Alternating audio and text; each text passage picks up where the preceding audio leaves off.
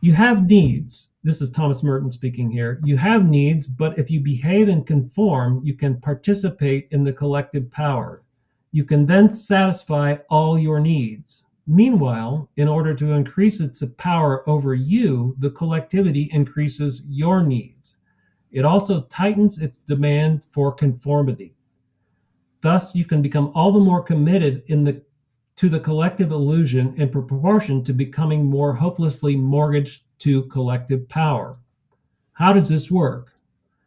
The collectivity informs and shapes your will to happiness, quote unquote, have fun, by presenting you with irresistible images of yourself as you would like to be, having fun that is so perfectly credible that it allows no interference of conscious doubt.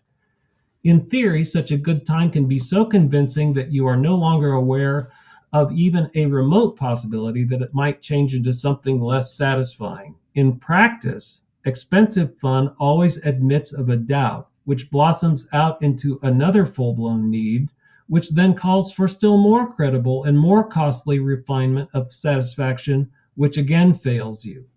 The end of the cycle is despair. Kind of a dark beginning for a photography book, but boy, is that a truth that we need to pay attention to, and that I think is just rampantly obvious in the economy and the world around us, and it's destroying the damn planet. Yeah, with a smiling Carl's Jr. cup. Yeah.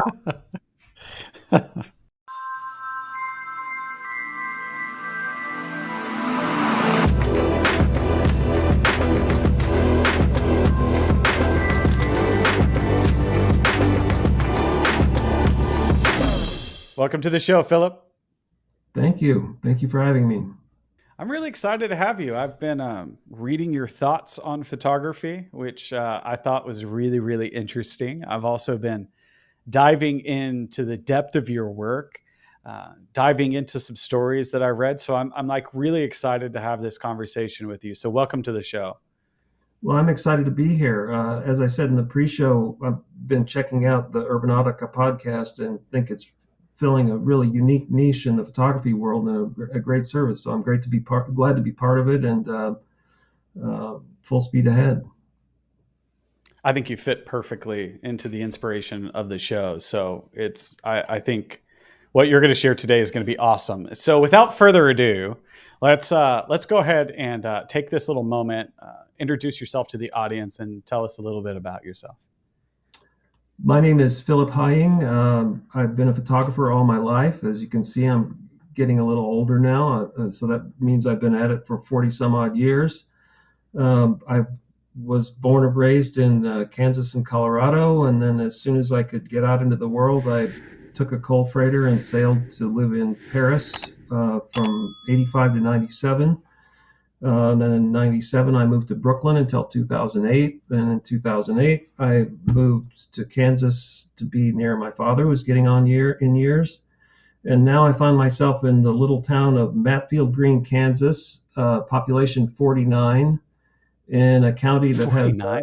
has 49. It's tiny. Yeah. We don't even have a gas station. It's just some houses. And the county I live in, Chase County, has one of the lowest population densities in the United States. So it's Wow. been quite an adventure going from one place Well, to I another. read in your history that you've been in some big cities, New York and Paris, and so that's a big shift. I think I have 49 people in my floor in my apartment building. So it's that's a big shift. But before I jump into that story and kind of get into any of that, I'm a little curious about how you found your way into photography and more specifically art. From what I had read, you've always had an interest in photography. You told a story in an interview once that your family would get mad at you because you would shoot through all the Polaroids, and take all the film, shooting anything and everything, and then you learned how to paint. And so, talk to me a little bit about those early years and what interests you about art and image making, just visual arts in general. ultimately, it's kind of a huge question. What interests you about art? It's sort of like, whoa, what is it? Back then. Yeah. Back then.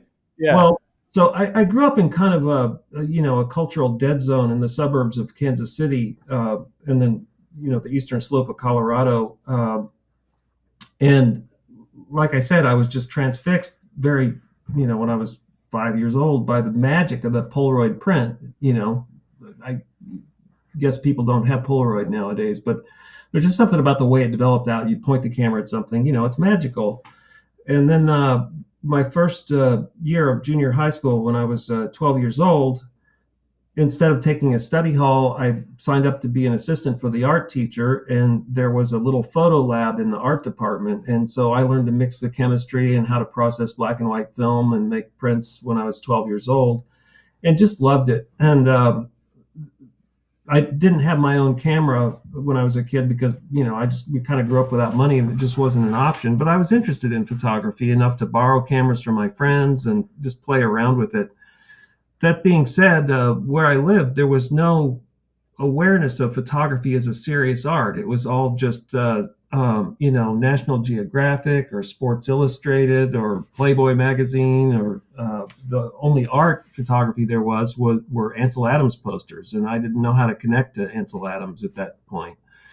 So throughout my adolescence, then I had exposure to the arts through the museum in Kansas City, the Nelson Atkins Museum of Art, which is a fantastic museum. After all the museums I've seen in the world, it's still one of my favorites. And so in junior high school, in that art class, we would take field trips to the Nelson, and I would just see this stuff that just electrified me. And so little by little throughout my adolescence, I found myself hanging out with the art kids one way or another. And, that was my exposure to the arts, and would see art books laying around. And I remember one of my best buddies had a first copy of the Cartier-Bresson book, The Decisive Moment. His mom was a librarian, and they had it in their home library. And I just devoured that thing every time I'd go over and look at it. And it got to the point when she was getting rid of her stuff to move into assisted living, she gave me that copy of the book, and it's right up there on my bookshelf, a first edition copy of The Decisive Moment. So I had an awareness of photography, but it wasn't something that I could relate to yet.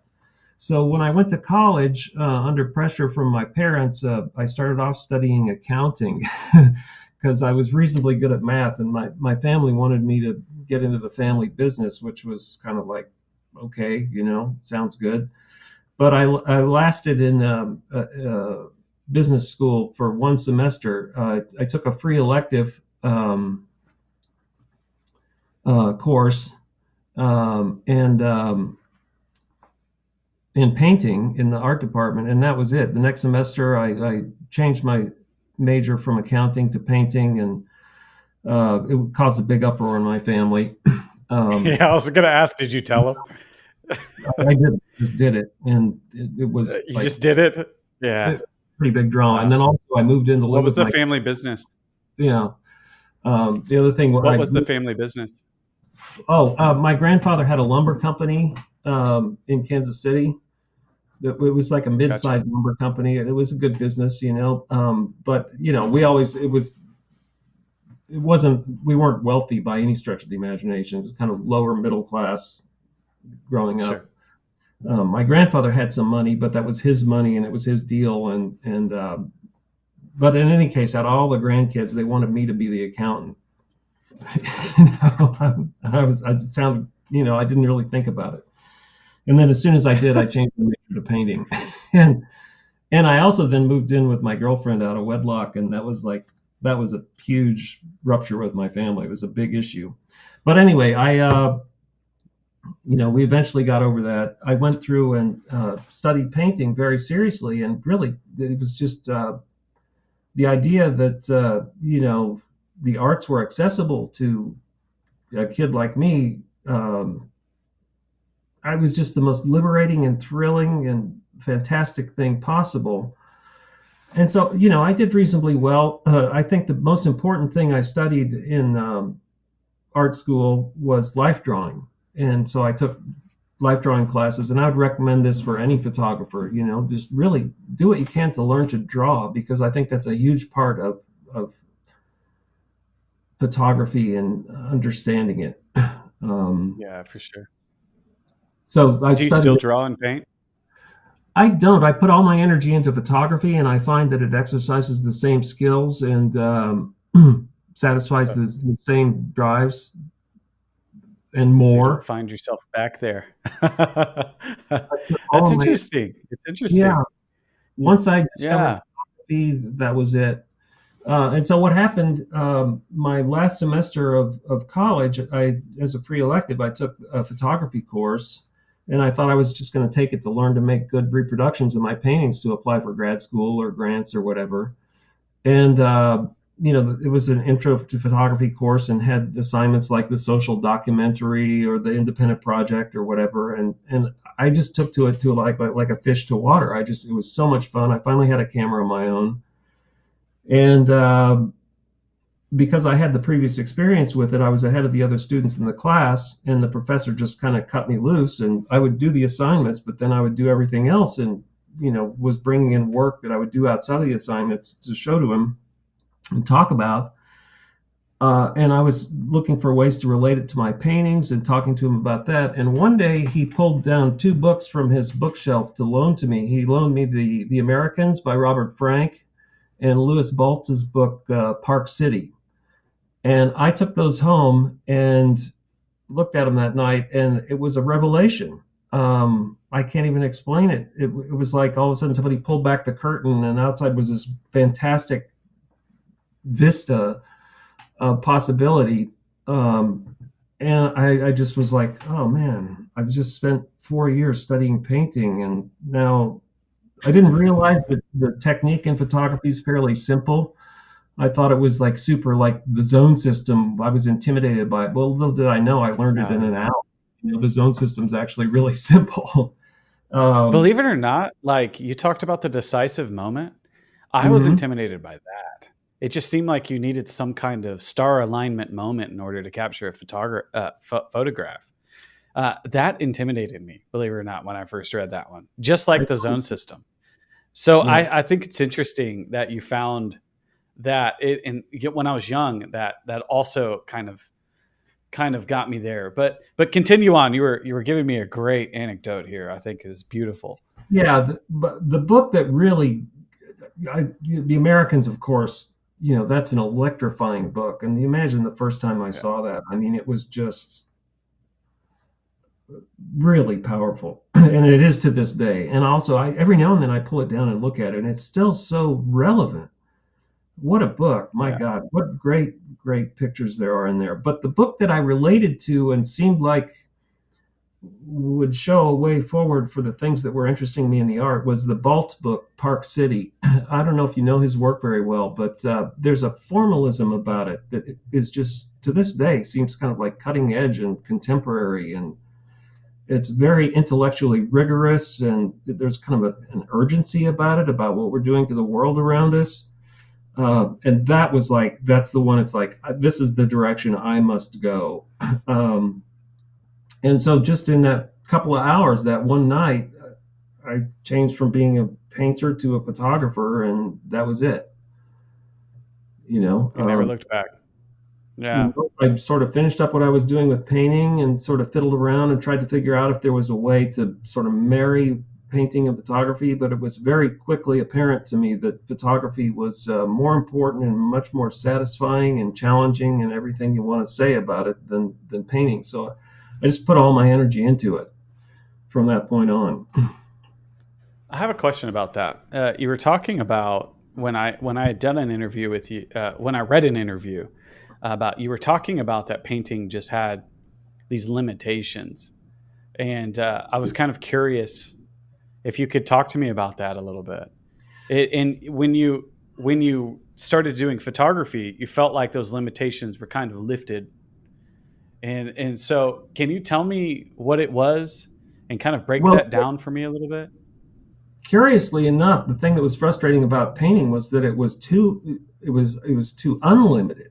is kind of like anything, like why this rather than that? It's just so hard to make a choice. Like just anything, kind of anything goes, you know? And especially this was in the late 70s, early 80s, right? So, you know, on the one hand, you had the rigors of minimalism, which I was really like the painters I admired the most were the very rigorous minimalists like Agnes Martin. And to this day, Agnes Martin is a foundation of my work.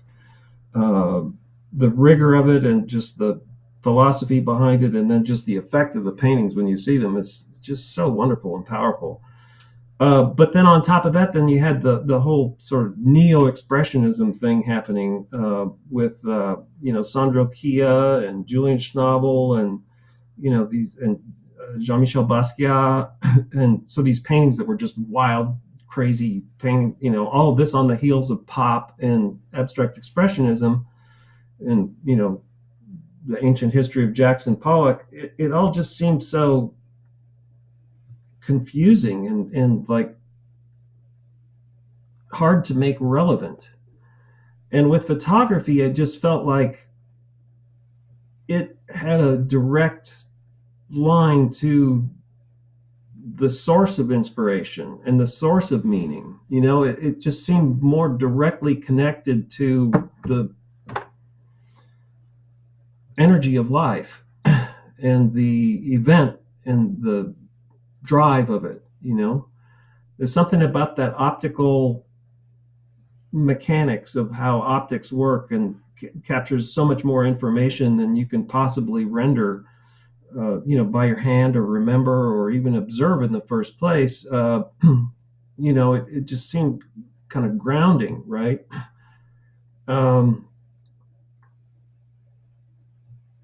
I love that. I think that's really, really interesting. Yeah. More of a direct connection to life itself, you know, and that to me was like that's what made the deal. Well, and that's what I hung on when you said it, the direct connection to life itself. And so you made this switch. Did you finish with the painting degree, or did you finish out and you got the degree in painting? That's what I thought. Yeah, and so you have this degree, and then you made a leap. You decided, I want to be an artist and I want to be a photographer. And when I read this earlier interview with you, you had it almost like you said, "This is my way. I'm going that way," and that took you to Europe after this. Yeah. Talk to me a little bit about that. Yeah. Yeah. Well, so as I was growing up, my family didn't travel very much. We never went further than you could go in the car. So I hadn't even really seen the ocean. And here I am in art school with kids that have been all over the world. And, you know, all my friends were having all these experiences. And I felt kind of trapped and stuck, right? So as soon as I graduated, I knew that I wanted to live outside of the United States. One of the things that was driving me was, we're going to open up a big can of worms here. So when I was in college studying painting, all of a sudden William Burroughs moved to town in 1980. And I met him in 1980. And then it turned out that I was friends with a bunch of people who were friends with him. And by 1983, when I was finishing up my painting degree, I was friends with William Burroughs. Like I could go by his house and hang out and smoke joints. And, you know, I met Timothy Leary, you know, I mean, it was just crazy, right? You know, I'm in this town in Kansas and all of a sudden the volcano erupts in my backyard and there's William Burroughs, you know. It was, you know, made a huge impression on me. And also around that time, there was a book circulating by Julian Jaynes called The Origin of Consciousness and the Breakdown of the Bicameral Mind. And I first saw it at another friend of mine's house, and that was very interesting to me because ever since I was a little kid, we haven't talked about this yet, but at the same time I was interested in photography, I was always interested in like, well, who is this me? What is this I? Why me and not, you know, what is consciousness? You know, what's this voice in my head? I was just really interested in it. And so all of a sudden this book shows up And then a couple of weeks after I saw it at my friend's house, I found a copy of it in a used bookstore and bought it. And then a few days after that, I saw that Burroughs was reading it too. So by coincidence, I was reading this book the same time Burroughs was. It's called The Origin of Consciousness and the Breakdown of the Bicameral Mind by Julian Jaynes. And Jaynes's hypothesis is that consciousness is not something we're born with or something that's just like universal. His theory is that consciousness was, like mathematics, invented. Like it's this thing that, like the first person I was something that didn't exist until about 3,000 years ago. And in the book, one of the most important things he does is, like in all of these books about consciousness, they never really define what they're talking about, but he does. And he has a very precise and concise and parsimonious definition of what consciousness is. And his hypothesis was that as long as people were living within sort of tribal family, communities that were not exposed to conflicting belief systems or religious principles, they weren't really conscious. They were just like, how sometimes you're driving your car and then you get out of your car and you say, wait a minute, where was I? Like you're not really conscious of what you're doing. And in the process of defining consciousness, he shows how much it's possible to do without being conscious of it. And it's kind of staggering when you go through it. And he gives you very clear, like, it's true. Yes, you can play the piano without being consciousness. You can do math without being conscious of it. You can do everything without being conscious of it. And the way consciousness emerged was when these systems with conflicting or different basic principles, like religious principles or languages or so on, when they'd come across, all of a sudden people would become self-conscious. You understand how that would work? 100%. No, I understand completely. And I am so glad you went there. This is my kind of conversation. This is the kind of stuff. In an environment where everybody's kind of the same and all the assumptions are the same and everything's kind of like, well, and you're just kind of droning through life, and every now and then this voice in your head says, do this, do that, whatever. And then all of a sudden somebody else comes along who's different, and you're like, wait a minute, so I'm different. Wait a minute, what am I? So that was a huge motivation for me to move outside of the United States. And also, I don't have a gift for languages, so the only way I was going to learn a language was by living in a foreign country. So it's the same when I finished college, I found myself with the opportunity to move to France. And so as soon as I could afford it and pull it off, I moved to France. And instead of taking an airplane, I took a coal freighter and I saw the ocean. For 12 days, sailing on a coal freighter that was 900 feet long and 300 feet wide. And then I got to France, and sure enough, I eventually learned French. And, you're studying French now, right? Of course. I'm learning French. Of course. So, it does change your consciousness. What's that? I said, where? It's, it's just kind of the way we say it in Paris. But no, but yes, of course. So it does, learning a new language and being in a new culture and being a foreigner. 100%. It affects your consciousness in a very interesting and illuminating way. And that was 100%. Instead of going to graduate school, that's what I did. I moved to a different culture and became part of it. What's interesting about that too is that language itself. And I was talking to a gentleman in Istanbul, is a Turkish guy. He's also a photographer, and this is probably an episode that is right before yours. So this is a good tie-in here. But he was talking about, he got this fascination in Italian horror movies. And what he loved about learning the language of Italian was that it transported him to another way of thinking, another world. That was just parallel with theirs. And in a lot of ways, I think what's interesting and when I was listening to you, I automatically thought about that. And, once I came to France and I started to understand, and I'm understanding more and more French, I'm actually understanding a different way of thinking and seeing the world. And that does open and expand your consciousness, in so many ways. The word consciousness now, I think, is kind of thrown around as a trope now online, how to expand your consciousness in 10 ways.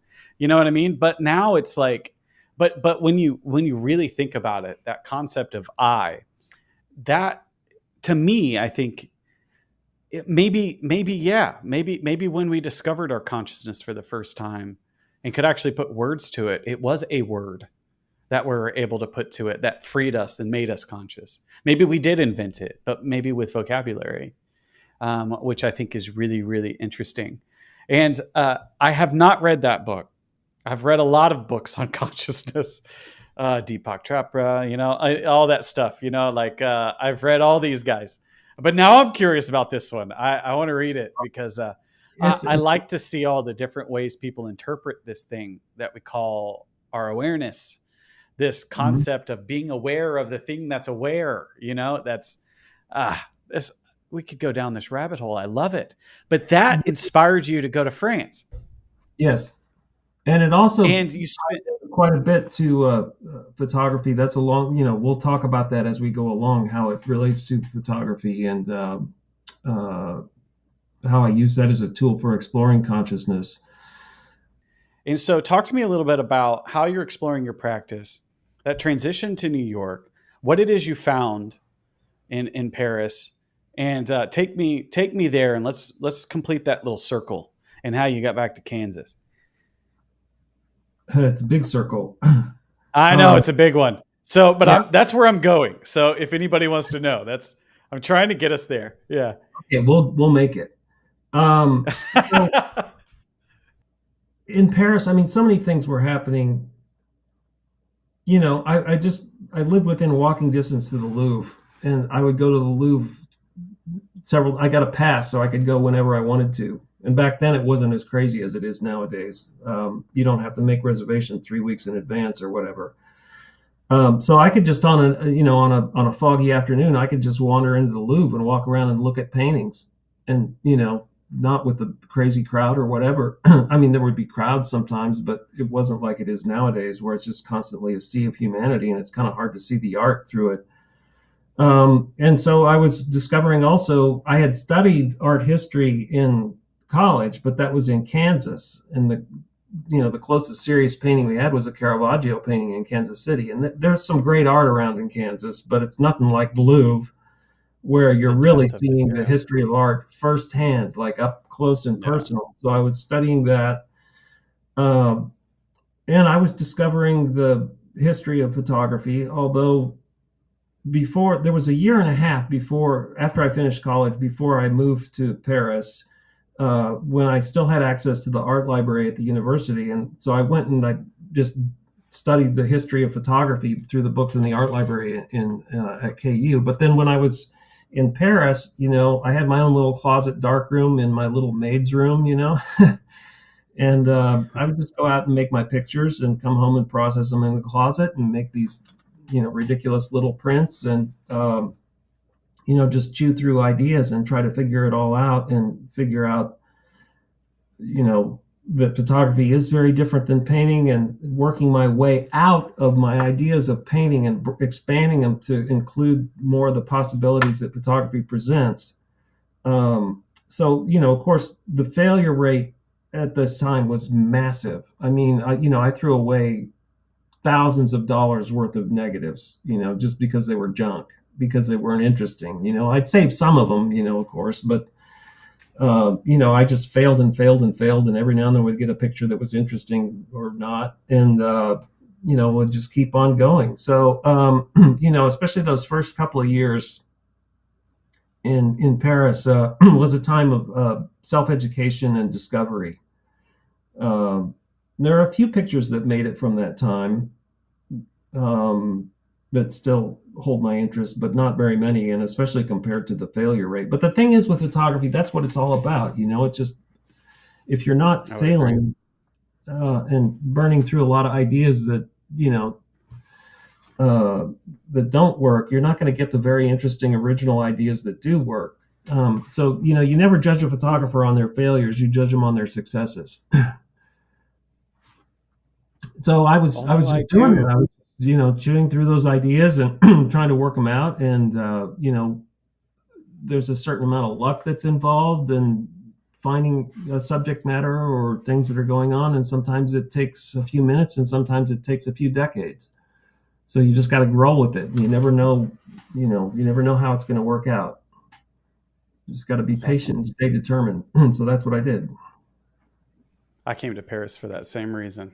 I just wanted to, don't get me wrong. I'm originally from Fort Worth, Texas. And believe it or not, Fort Worth has a really, really good museum there. And so does Houston. I lived in Houston for some time, and they have really great art. But coming here, I definitely was. Houston, right? Yeah. What's that? Isn't the Rothko Chapel in Houston? Yeah, it is. Yeah. Yeah. And I'm forgetting it right now. So forgive me, Houston. But there's a really nice the Fine Art Museum there is really, really nice. Amon Carter there's a in Fort Worth, isn't the Amon Carter's at Fort Worth? Yeah. That's awesome. I had a great museum there. So but I wasn't necessarily looking at it for art. But when I got here, being exposed to, when I was reading that article, you were talking about seeing Gothic cathedrals and standing in some of those places. You get to Italy and you get into the Duomo and you see those huge canvases of those master painters. You just can't help but you're like, wow.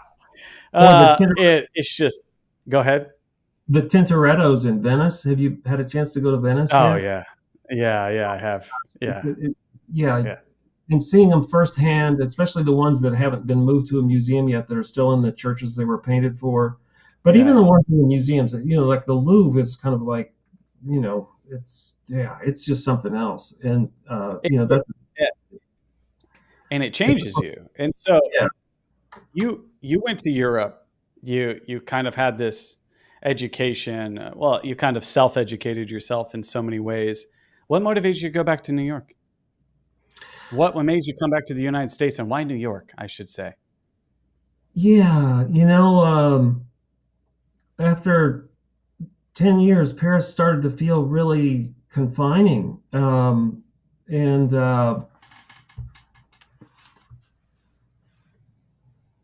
there was just so much. I had so many friends in New York City that were really thriving.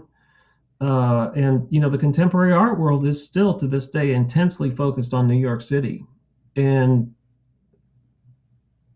I just sensed possibilities there. And Paris was just kind of turning up to I'd kind of been like pigeonholed in a way. I had my first one-man exhibition at a really good gallery. I don't know if you've ever heard of the Galerie Agathe Gaillard. It was kind of, now it's called the Galerie Rouge, in the Marais. Oh, yeah. I know exactly where that is. Yeah, Agathe Gaillard. And, she represented Cortège and Cartier-Bresson. She gave. How cool is that? His first shows in Europe after the war. And was close friends with him. And, so for me to get my first one-man show there was kind of a big deal. That was a thrill, let me tell you. And right after that, I got a residency at the Cartier Foundation, so that was amazing too. But it was like I'd gotten to a certain point and there was still a debate as to whether or not pictures should be black and white or color. It just seemed so retro after a while. And I was taking pictures that the few people who would even look at them would be very dismissive of them because I was doing things that were, I don't know, that weren't classic black and white pictures, really. It was kind of that's fusty in a way and stuffy. And then I just saw this exciting stuff coming out of New York City, where a lot of my friends lived. And economically, things had changed. It was harder for me to make a living in Paris at that time because the tax laws had to be changed as Paris and France were coming into the European Union. So I just,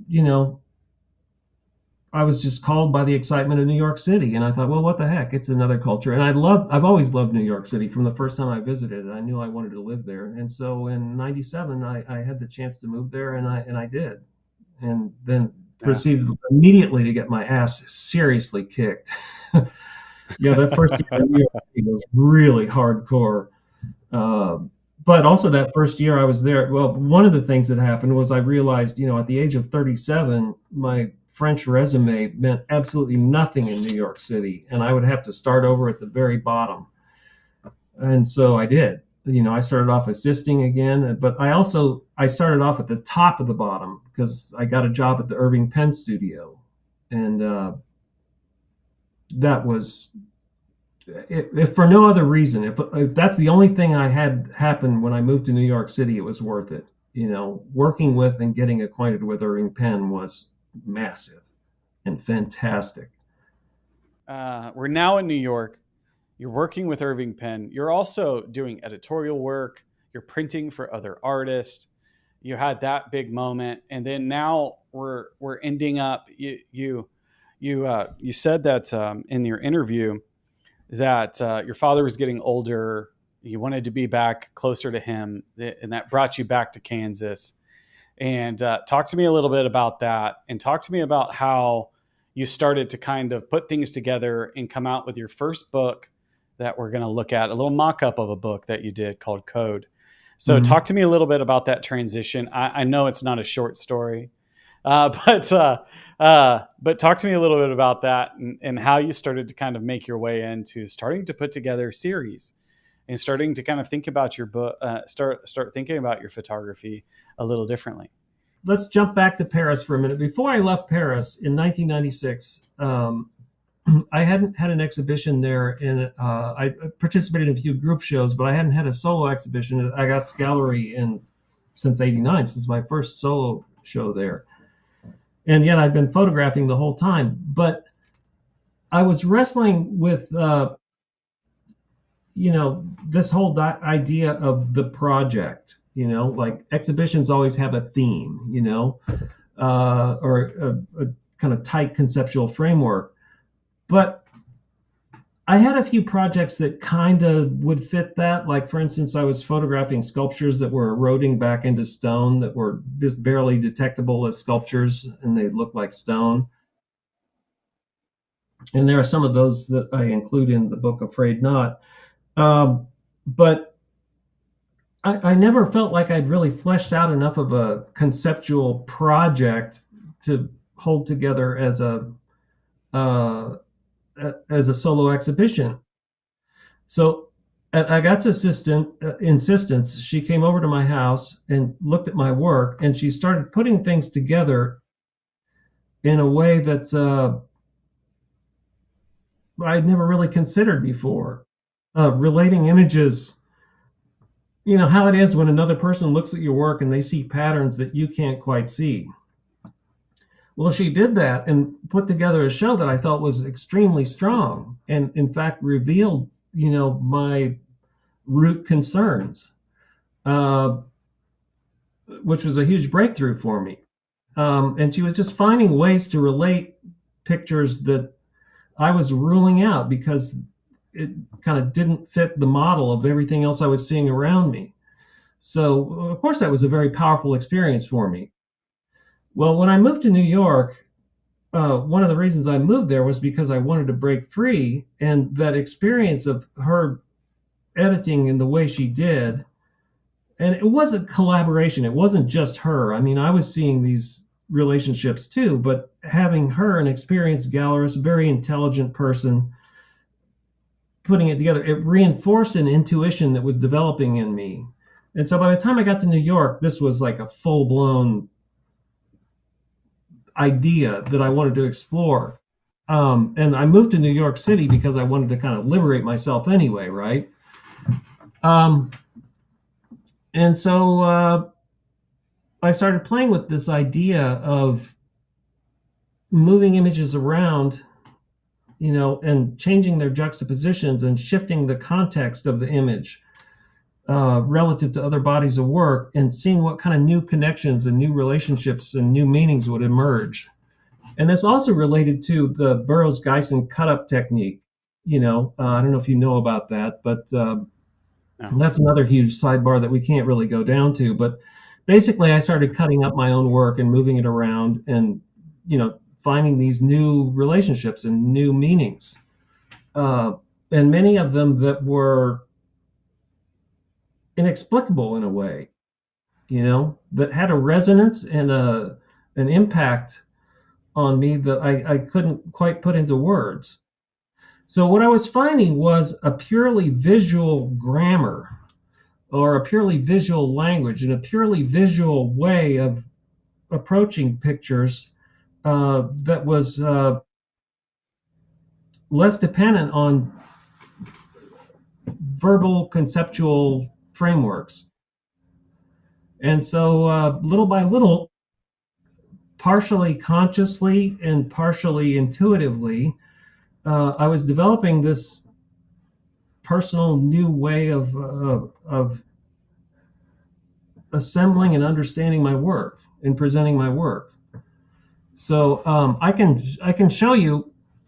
So when I moved to New York City, I always kept a 35 millimeter camera loaded with color film, and I would just photograph freely. One thing about a project, if you take a look at the way artists present themselves, a lot of them, particularly in the late 90s, the art world was predominated by two main strains of image making. One of them was sort of like a Jeff Wall or Gregory Crutzen kind of staged photography, and that had even started in the 80s. And then the constructed photography. And then the other one was kind of like based on the Dusseldorf school, the typologies, like the Thomas Ruff sort of 8x10 passport photo portraits of people that were then printed monumental scale. And even like a photographer who had as broad an experience and vocabulary as Philip Lorca de Corsia was doing editorial work that was highly staged. And preceding that, you've had the pictures generation where you had Cindy Sherman, that was like this very narrow conceptual, like, Cindy Sherman's got to be a self-portrait. So I saw these projects as being very kind of limiting. Like, if you're not staging a photograph, then there's all the rest of life that you don't have to deal with, And yet life just comes at you and it's full of potential all the time. And I just wanted to be free enough to just look and consider and potentially make art out of everything, out of anything in my experience. So I kept this 35 millimeter camera and I would just keep my eyes open and my mind open and try to find things that somehow worked, that had a life of their own somehow. I don't know how, I still to this day don't have the words for how one picture is selected and another one is not interesting. I guess a lot of it depends on context. But anyway, so I was shooting this way, and little by little, every now and then, 1 out of 500 pictures or 1 out of 100 pictures would be persistent. And it would be perplexing. And so that would go in the, what the hell is this pile? And eventually that pile sort of accumulated, and I started playing games with those things and finding these associations that were quite potent for me. This also started back in 1990. I took a picture, or a diptych. I made a picture of a view of a city reflecting on a mirrored storefront. And there's also a crosswalk there with a red light and a green light. And I made a pair of pictures of this reflected storefront. One of them is a green light, one of them is a red light. And I knew I wanted to put those at the center of a book. I didn't quite understand why, but I knew I wanted to build a book out of this symmetrical kind of red light, green light thing. I'll show it to you. It's in the middle of the book. And I knew when I made it in 1990, I wanted to put it at the middle of the book. So when I moved to New York and started accumulating these pictures that I was describing, I was building them around this structure from this anchor picture in the middle. And, over the course of 5 years, it turned into a pretty solid body of work of 96 images. For a while, it varied and then it landed on 96, which is interesting because the place in Paris where I made the anchor picture is the place where the number 96 bus line crosses with the number 69 bus line at the Place Saint-Paul. Check it out. Yeah. It's still there. Yeah. The I 96 know it and is. I've seen it. Yeah. I always look at it and go, huh. yeah. And then also, I was taking pictures. I was like, why do I keep taking these pictures of hallways and passageways? And then one day I was looking, I had a reproduction on my wall of the labyrinth at Chartres Cathedral on the floor. You know that labyrinth? Have you seen that? Yeah, I've heard of it. I can't say that I'm 100%. You might have seen this image. Here it is. That's on the back of the book. But that's a view looking up to the ceiling of Chartres Cathedral at the floor with this labyrinth. Well, the first time I saw this, I just thought it was the most beautiful, powerful thing. So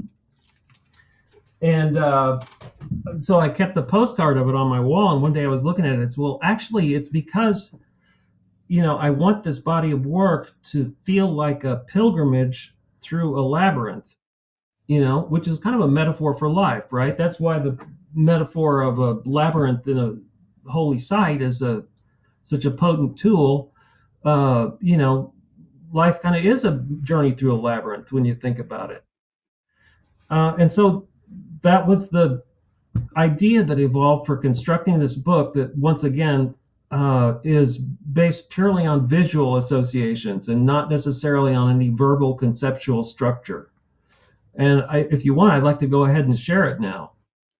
Absolutely. Absolutely. Let's take a look. Okay, so this is the cover of Code.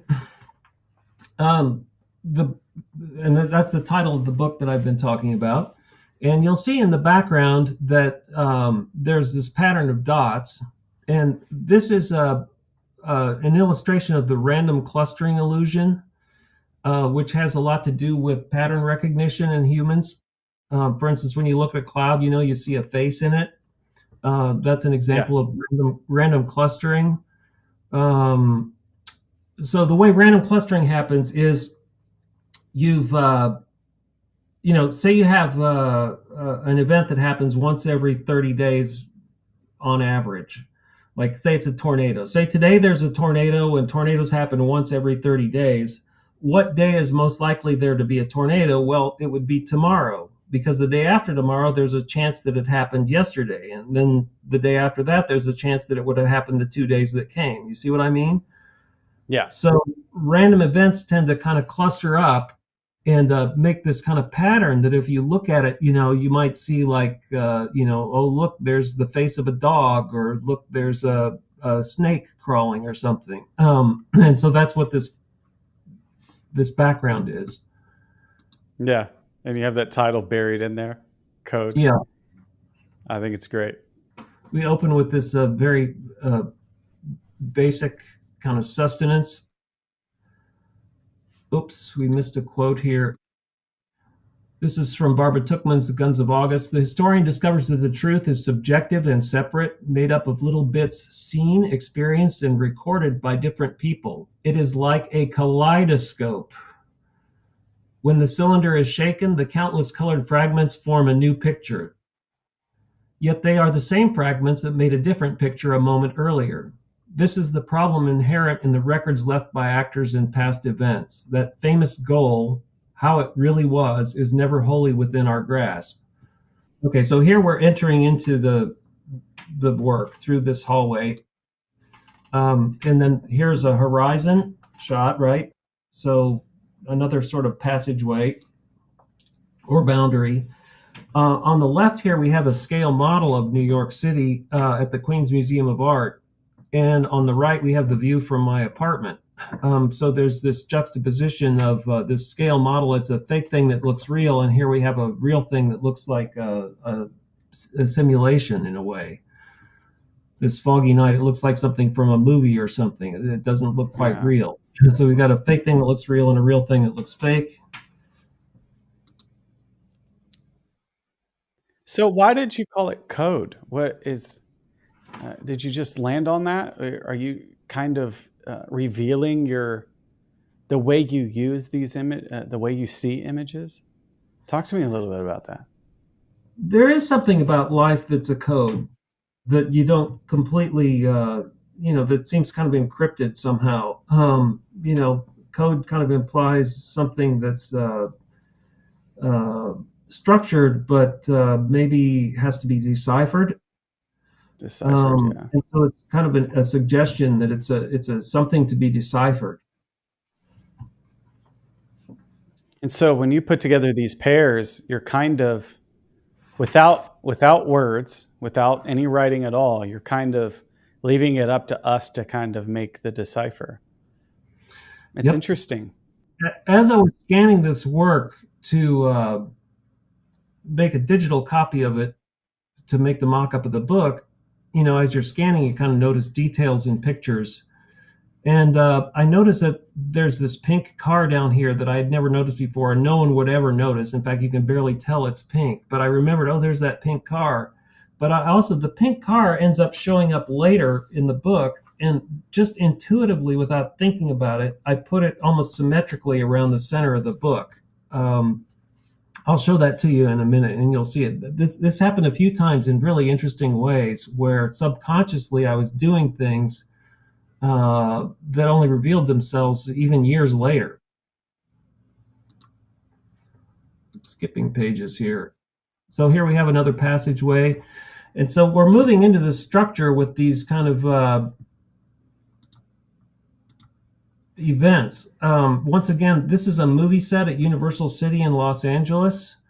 So it's this fake thing that looks real. And here we have a facade of a building in New York City. It's a real thing that once again looks kind of fake.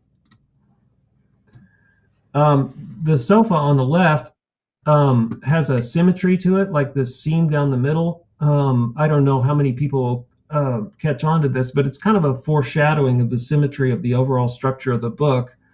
But then it's also, to me, when I look at it, I kind of think about the hemispheres of the brain, like the left brain, right brain kind of thing. And it's just this funny sofa. Yeah, when you flip through this, when did you put forgive me for the year, when did you put together this series originally? The first time it was really resolved was in 2005, and then I made a couple of little changes. And the last time was in 2012, and I haven't changed it since then, and I consider it done now. So it took me, it started in 1990, and I wrapped it up in 2012. Okay, that leads me to my question. When you go through this, and you look back at it now, like as you start to kind of break down these, I know what they mean to you. I kind of want to interpret them as you go. So flip through as you go here, but when you look at this images and you kind of decipher your own code from that time, what do you think about it? Like, what do you feel like you were doing? I was just letting myself make photographs of things in life that excited my curiosity or kind of mystified me, or they just struck me as somehow remarkable or peculiar. And honestly, I'm not sure, the meanings of these things shift for me too. I know that there's something there, but I can't quite say, this is about my anxiety about my relationship with my mother or something. It's nothing like that. It's like I know there's something there, but I can't quite verbalize it. And in fact, that's one of the things that once I can verbalize what a picture is about, it's less interesting to me. Yeah, I would agree. I kind of want you to kind of click through this, and I'm noticing some patterns myself. These are views from my apartment once again. And if you see this one here on the right, this is the first time I photographed that view in the summer of 1997. And I didn't notice until I scanned the work in 2012 or 13, I forget, or maybe 2011. Anyway, when I scanned the work, I noticed this fellow here scratching. Can you make it out? There's a fellow standing here scratching his head. And then this is a few days after. Actually, one of the things in this, one of the reasons I took this picture, can you see the World Trade Center there? Yeah. So it's the Twin Towers of the World Trade Center. And then there were these twin brothers that lived in my neighborhood. And you can see them down here in the foreground right here. And so then I also watched 9/11 happen out my living room window. And you can see the smoke here in this picture where the World Trade Center stood. And this is just a couple of days after it collapsed. I believe this is Friday, September 14th. But anyway, check it out. Here's the guy down here scratching his head again. Can you see him? Yeah. So A glitch in the Matrix, maybe? right. Like happened. And here's the other thing I can show you in the book. Okay, so here's the printed mock-up that I got from Blurb. In the book,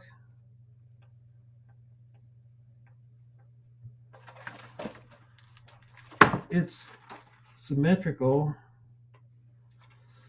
Okay, so see how it folds like almost perfectly symmetrically in the book. Here's the first view. Whoa, wait a minute. Here we go. There's the first view, and then here's the second. And so the head scratching dude, even though I didn't see him until much later, shows up symmetrically in the order of the book. That's fascinating.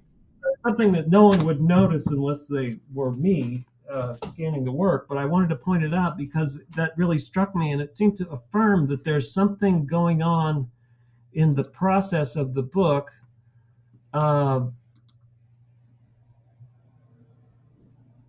that is relevant. That's very, that's very real. Yeah, I love the ice cream truck in the foreground, and how much information is just buried in that one image. It's just a nice image, just as a standalone. Well, and the light in it, that evening light where everything's kind of valued, and the pearlescent color of it, it's pretty satisfying picture. Yeah, it is. Okay, so here we have another. This thing is kind of skipping around here. Okay, so this is a museum set, and then a taxidermy deer. This is a movie set on the left. Once again, a real thing, a fake thing that looks real, juxtaposed with a real thing that looks sort of like CGI. Do you feel like in some ways you're, that's one of the major themes that I'm noticing. This idea of reality, what's real and what isn't, what's crafted for us to see and what's crafted not for us to see. And what's interesting is even in these like fake images, I'm kind of comparing it to this code. They are using a code to communicate an idea of a building or a space or a place. Absolutely. And to almost create a false reality or whatever. Do you think you're questioning that a little bit in this? Confronting what's real and what isn't? Yes, but mainly what I'm looking at is the way we model reality. Consciousness is a process of modeling reality in a way. According to James's definition, it's an analog of the real world, and so we have these analogs of analogs, and then photography itself is another representation and model and analog. So it's kind of these nested representations and presentations of whatever reality is. So the words, one of the things in this picture, the words power, authority really sort of strike me. Yeah. And are part of the overall equation. I can't quite say why, but here we are moving again, on this pilgrimage, more movement. So this is Paris in 1990, and this is Brooklyn in 2000. So there's 10 years between these two pictures, and yet they're mirror images of each other. That's interesting to me Yeah. also. The symmetry of them. That just randomly, I over the years made these two pictures, and they end up being almost mirror images of each other, and one of them actually has a mirror reflection in it, and the other one is looking through a window without reflections. This is the English Channel on the left, Los Angeles International Airport through a window. On the left, a movie set at Universal City. On the right, this model was at the top of the World Trade Center. So you go up to the top of the World Trade Center and you look out at New York City from the viewing deck, and then you come inside and they would walk you by this model. And I noticed that as many people were spending as much time with the model as they were looking at the real thing out the window. Interesting. And these are pictures of Madeleine Albright and Henry Kissinger from television.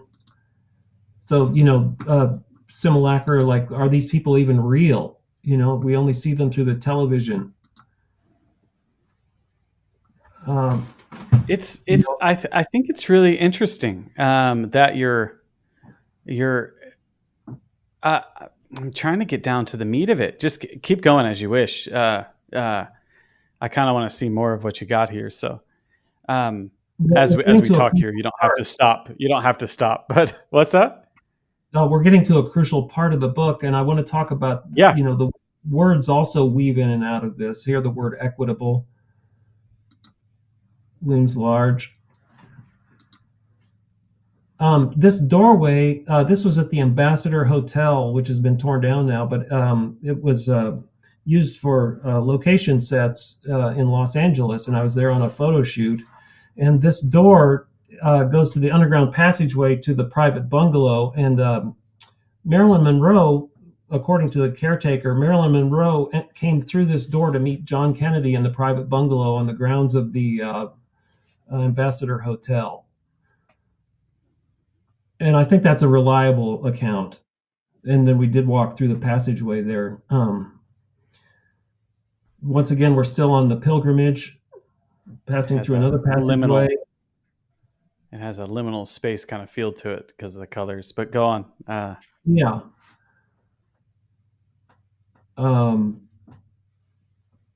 These Egyptians, they still carry their potency.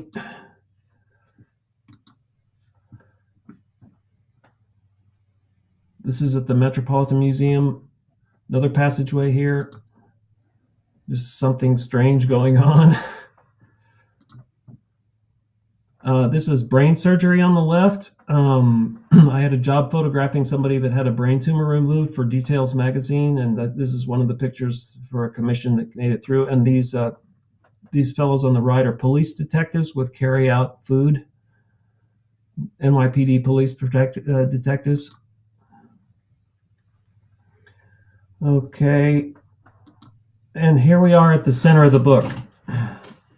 So this is that symmetrical diptych I was talking about. This is really crucial. So the whole structure of the book is built around this center of the labyrinth here. And now it changes and we move into a more social portrait relatedness, human part of the book. Cupid and Venus here. Are you you really like diptychs? It seems like you're talking in pairs. You like the comparison. Something. Sometimes two pictures do talk to each other, and in a book it just seems awkward to gets cluster, messy if you have more than two images.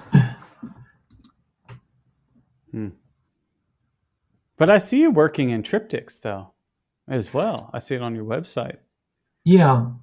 And even I've got some 5-panel pieces. I'm interested in what happens across panels, but in this book, yeah, I just wanted to keep it to one image per page and let them talk across each other, but also there are relationships between, from one page to the other. I see that too. I There's just think it's really interesting the sequence and the pairings that you're doing. It's like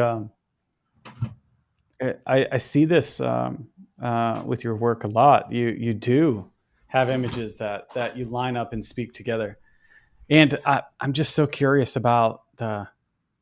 It's like rhyming in poetry. Images relate to each other in different ways that can rhyme. I think you can see it in these images here. There's rhyme and there's meter. Very much like in poetry. That's what I'm getting at. That's what I was trying to figure out, because I feel like you do have a rhythm here.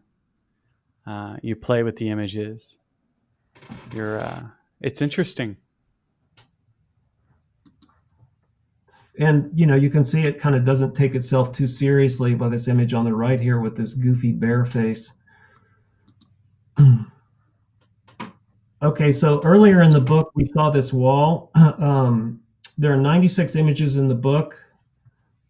This at the very center of the book is where the number 96 and the 69 bus cross paths, right here.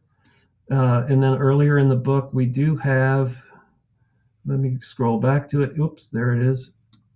We see this wall with 969 on it again. And that was in my neighborhood. It's on the side of a school. I photographed it a number of times, but also 1969 is the year we landed on the moon. A lot of things happened in 1969. It's a very kind of crucial year. Let's go back here. There we are.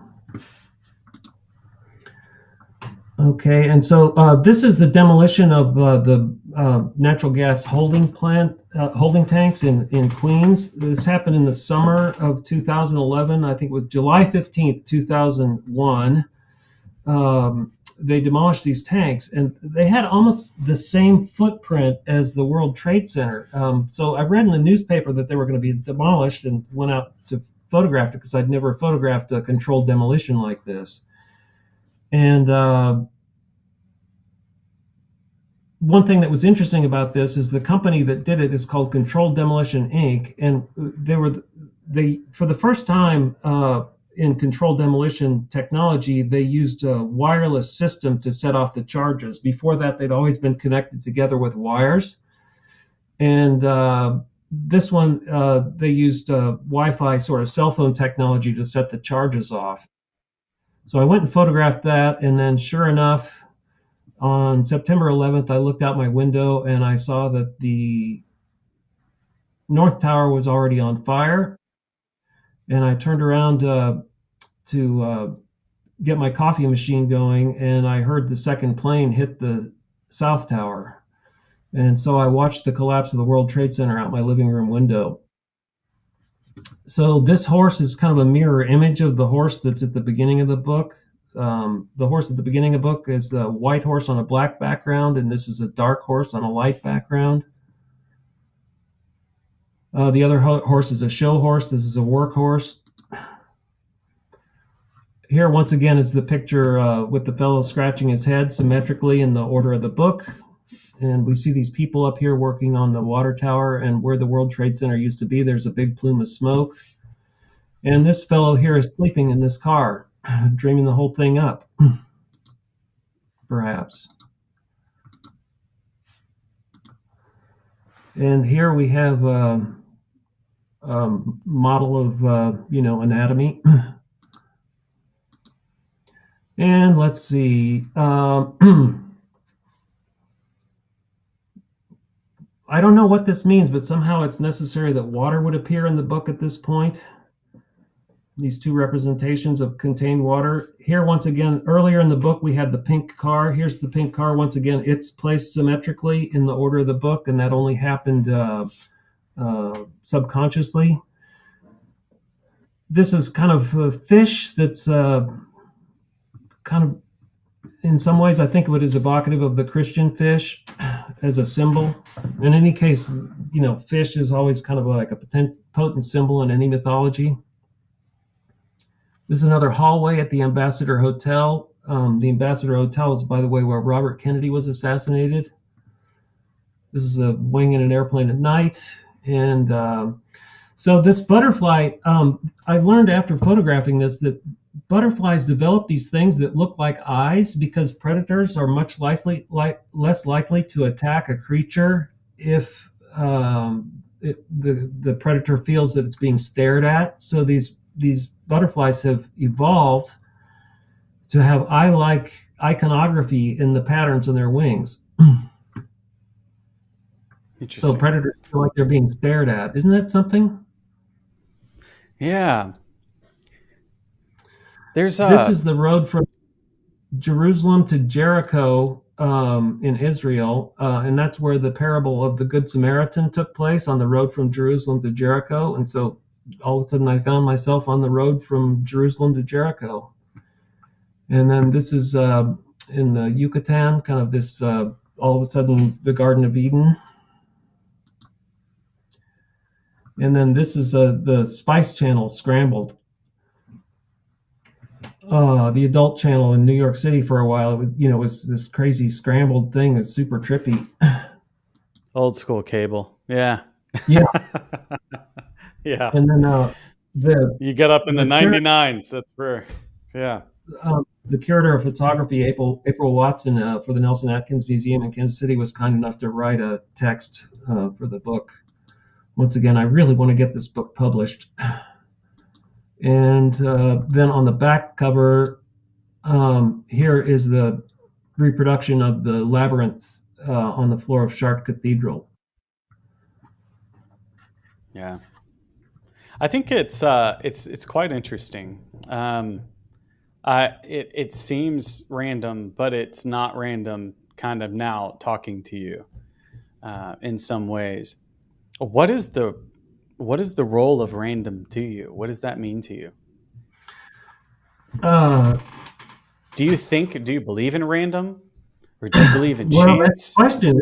Like, how random is random? That was something that Burroughs used to say, is how random is random, and where do you find meaning?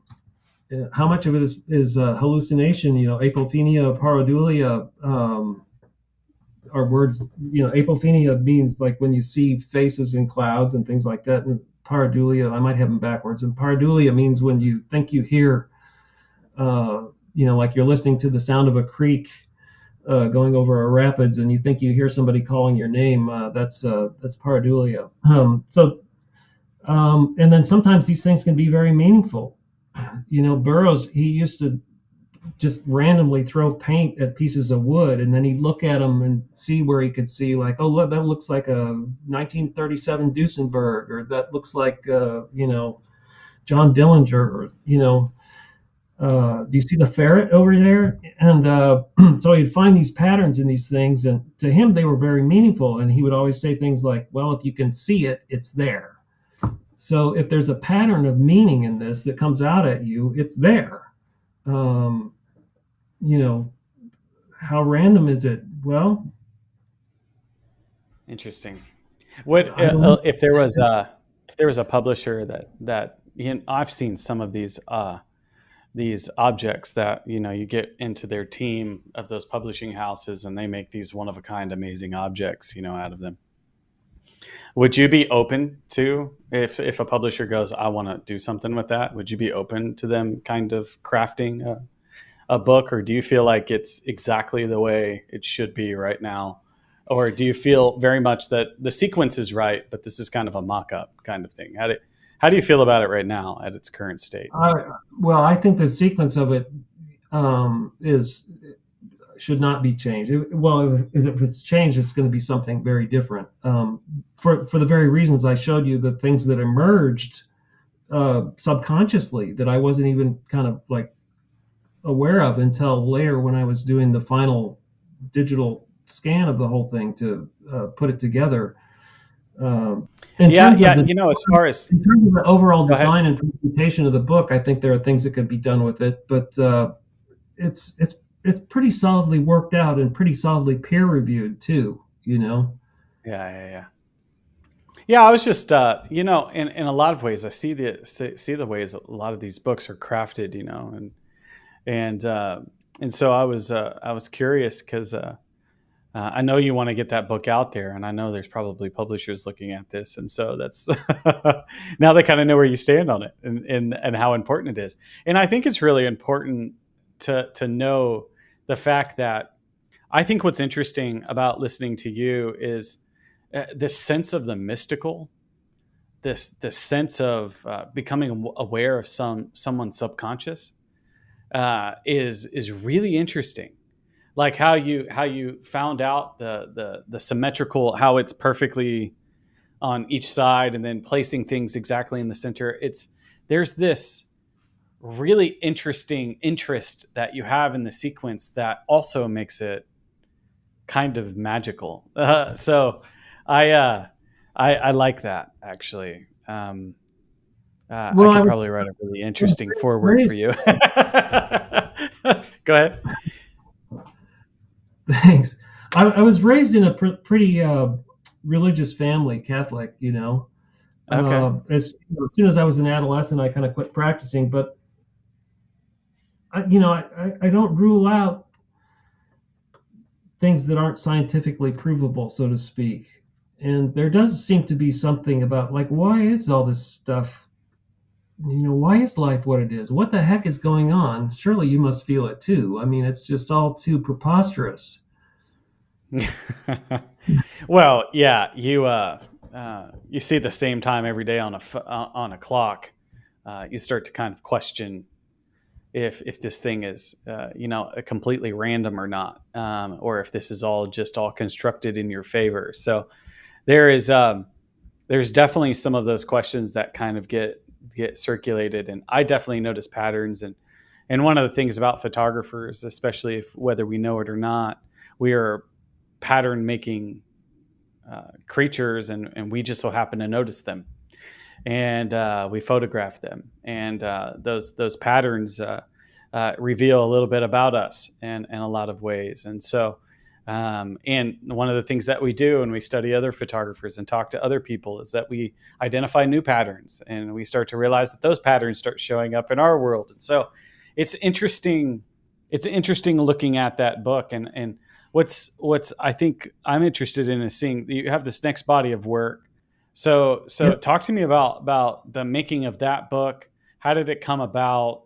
Why did you have the title? And then take us through that one as well. 2005, the photography world in New York City started to change pretty dramatically. There were fewer and fewer good editorial commissions, and the ones that were there were paying less and less.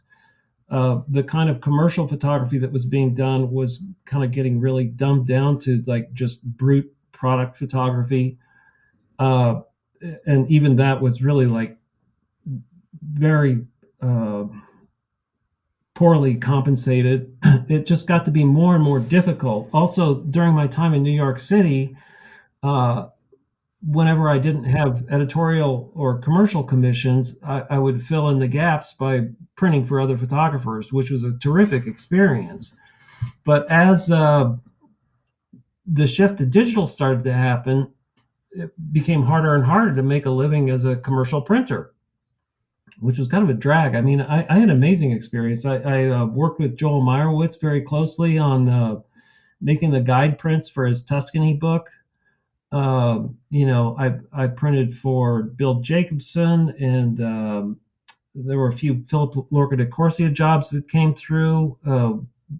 We did the film and processing test for Stephen Klein. I mean, it was amazing what I was exposed to and what I learned in that lab. But increasingly, there was less and less analog work. That's just the way it was. On top of that, I was getting pretty sick of being in a dark room, and in my own work, I was shifting toward digital photography. I was also noticing as I went throughout all of that I made most of my pictures when I was traveling away from New York City, and I was finding it increasingly difficult to make work that was meaningful to me in New York City. And I especially found that whenever I visited my family in Kansas, this place is just so unusual, and there's just something about it, which we talked about a little bit earlier. Uh, Kansas has just this crazy outsized influence in the world. It's a state of 3 million people, and yet, Eisenhower came from here. The Spanish influenza originated here. Lo and behold, it turns out that the earliest COVID death happened in Kansas, in the United States. The Wizard of Oz, of course, Chrysler Motors, Koch Industries, all this crazy stuff comes from this podunk state that, like I said earlier, people just tend to drive through. So I came back and I found myself increasingly interested in it and seeing it as significant in the world in a way that people weren't paying attention to. And if you consider the influence of the Koch brothers on world politics, both national, on every level, state, national, and international levels, it's something that people need to pay attention to. That's Koch, not Coke as in Coca-Cola, like Coke, Right, Coch. yeah, Koch, yeah. yeah. That's interesting. I didn't know all of that about Kansas. I'm sure you're like I making kind all of these didn't connections. really, yeah, I hadn't really paid attention to it until, around 2000, until I was considering moving back and had moved back. Well, at the same time, my father was getting older, and I was pretty close to him, and I wanted to spend time with him. So in 2008, I packed up shop in Brooklyn and moved to Kansas. And of course, my work changed when I did it. The first work I did when I got back was called Unimproved Land. And it was a series of photographs about the alternative to urban sprawl and urban development. And the thing is, Kansas City is a city that has a very low population density, so it really sprawls everywhere. And it's kind of taken over the whole world out here, it feels like. And so I just felt compelled to make a bunch of pictures about the land that nobody advertises. At that point, I had a lot of time working in advertising photography. And I have this theory that whatever you photograph, you're kind of advertising. And so one way to sort of advocate or protest urban sprawl is to show what unimproved land is like and show what it's what it's worth, really, just in and of itself as a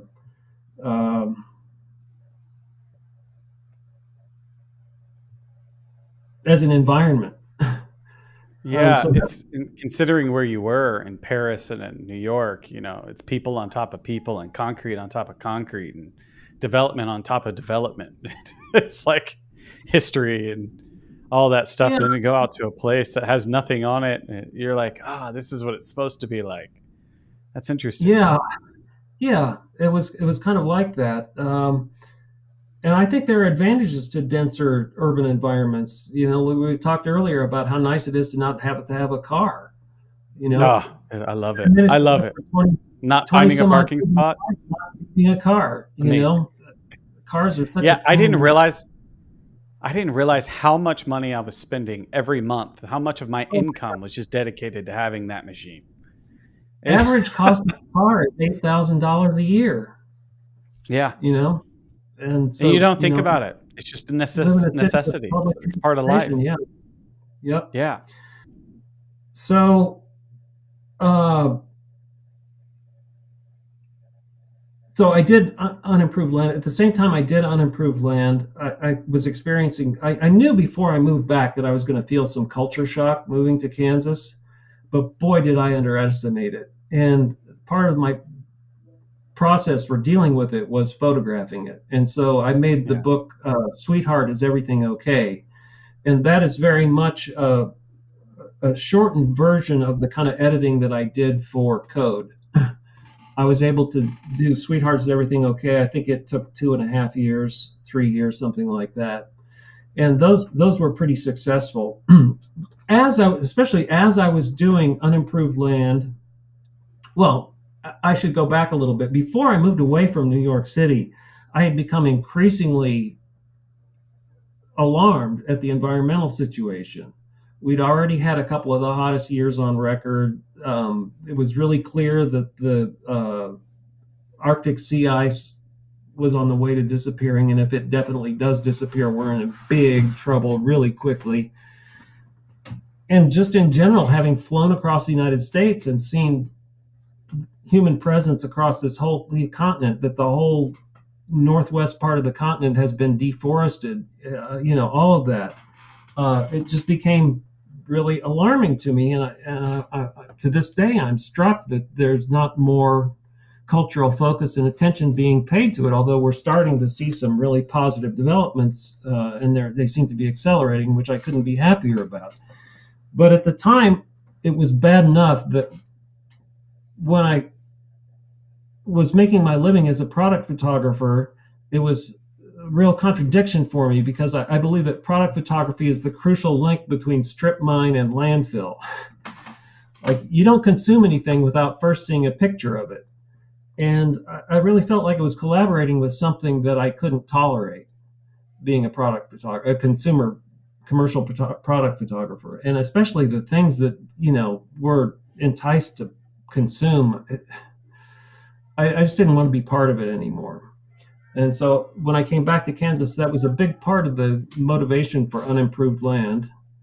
And it was also a big part of what informed Sweetheart Is Everything Okay, which is, features a fair amount of troubled environmental situations.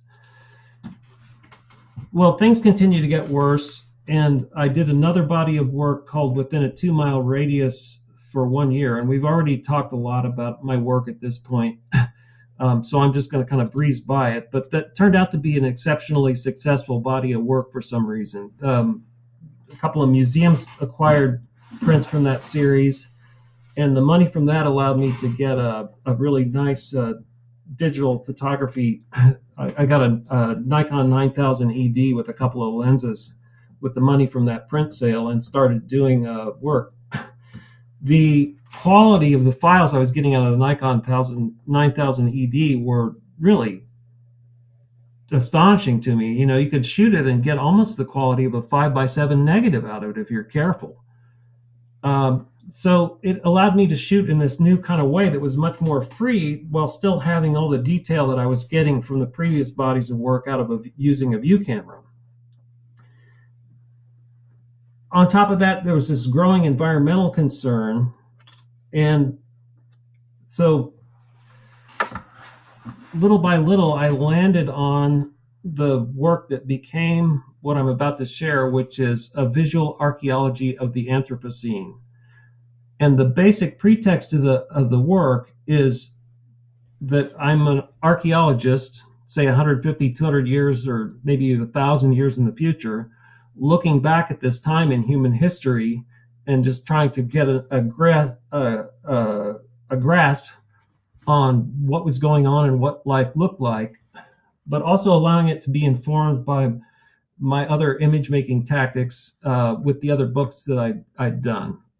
What we've been kind of talking about is the poetry, if you will, of what I'm doing, although that's maybe, I don't know if that's the right word, but anyway.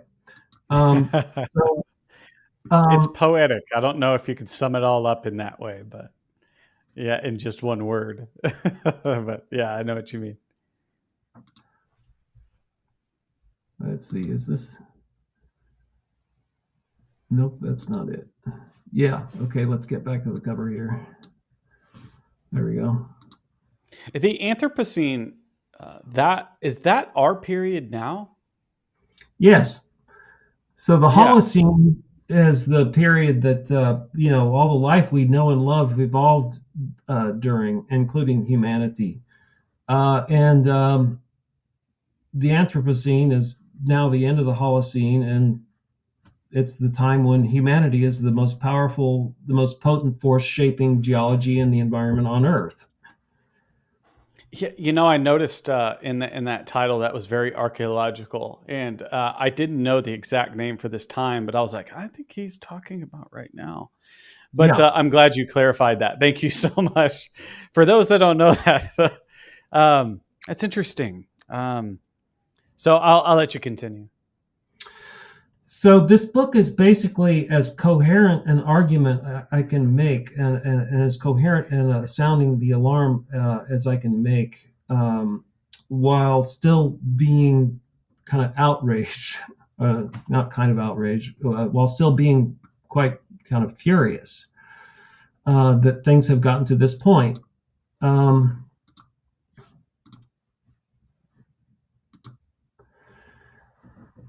It starts off with this kind of surreal thing. There's a sign along I-70. There was a sign along I-70 that someone had repurposed, and it says, "I need a kidney," with a phone number underneath it. And it was really it wasn't a prank. It was a true situation where a man was trying to help his wife find a kidney for a transplant. And a few people actually saw the number and called and volunteered, but they never quite found a match for her. But for a number of years, there was this sign on this repurposed billboard that said, "I need a kidney." And so I think of that as emblematic of the Anthropocene, because for one thing, the possibility that a kidney transplant could save you is relatively new in human history. Secondly, the possibility that someone would need a kidney and not be able to find one, even though it is possible, is a symbol of the kind of crazy chaos of the Anthropocene.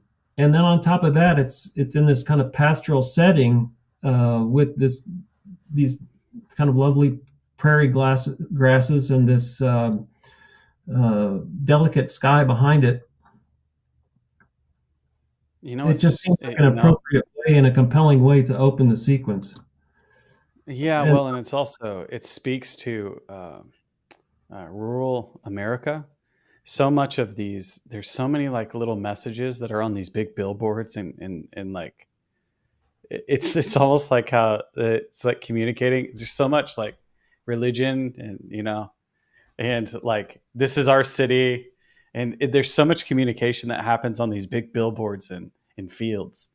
And it's interesting that somebody repurposed one. That is a awesome picture. Sad story, but awesome picture. It speaks to rural America in so many ways. That car culture that exists there. It's interesting. It's like the big megaphone. It's like the guy standing on the corner in Paris, with the sign saying, "I'm hungry," or this is their way. It's not rural America. It's the human condition. The stresses right now are pretty intense. And once again, this book is trying to address those stresses as coherently as possible. Yeah. This is just this artifact. I think it's the least amount of information you can have in a picture and still have it be expressionistic and compelling. There's something kind of ferocious and abstract expressionist about this rusty razor blade. You can't see it in this particular picture, but in this particular scale of the picture, but the full scale print, you can see along the top of the razor blade up here, there's this beautiful pearlescent multicolored rainbow along this top edge of this rusty razor blade. So I'm just going to go through this fairly quickly, but the dinosaur in this one off to the left here echoes the idea of geologic age. And this is the turmoil and bulldozer tracks of the Anthropocene, where the entire environment surrounding me when I'm taking these pictures is determined by bulldozers. I'm going to take a minute and read this quote from Thomas Merton that's about consumer society. I think it's really crucial and important, and it's one half of the central hypothesis of the book. The other half is toward the end, and I'll read that. You have needs. This is Thomas Merton speaking here. You have needs, but if you behave and conform, you can participate in the collective power. You can then satisfy all your needs. Meanwhile, in order to increase its power over you, the collectivity increases your needs. It also tightens its demand for conformity. Thus, you can become all the more committed to the collective illusion in proportion to becoming more hopelessly mortgaged to collective power. How does this work?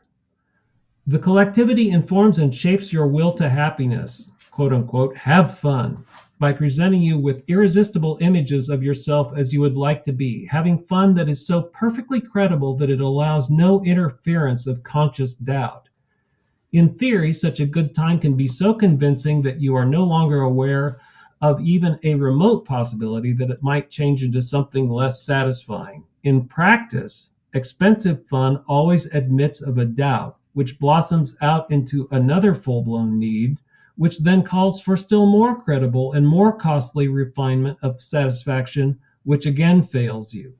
The end of the cycle is despair. Kind of a dark beginning for a photography book, but boy, is that a truth that we need to pay attention to, and that I think is just rampantly obvious in the economy and the world around us, and it's destroying the damn planet. Yeah, with the smiling Carl's Jr. cup. Yeah. I mean, there it is right there. The proof of exactly what he's saying is exactly right. Yeah. Yeah. This Carl's Jr. cup is the embodiment of exactly what he's pointing out.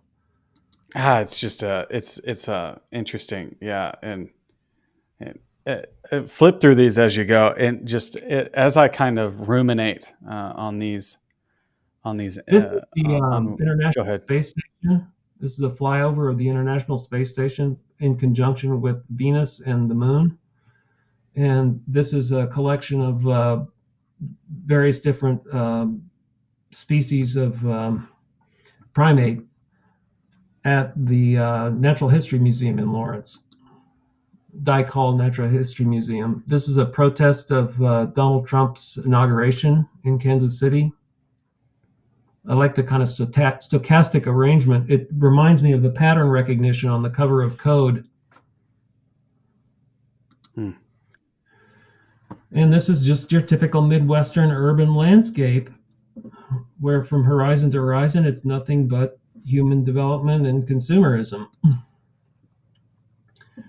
This is in the state capitol when the electors cast their vote for the state of Kansas for Trump.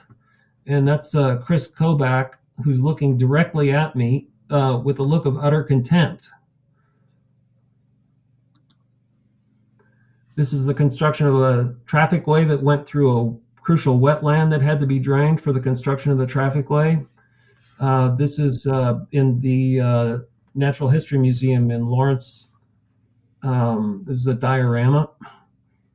So if you can see, there's this curving structure here, which then rhymes with this curving structure here, and then we turn the page, and here we have indoor skydiving with this circular curving structure, and then a view inside the State House during budget negotiations where all kinds of crucial public services were being slashed.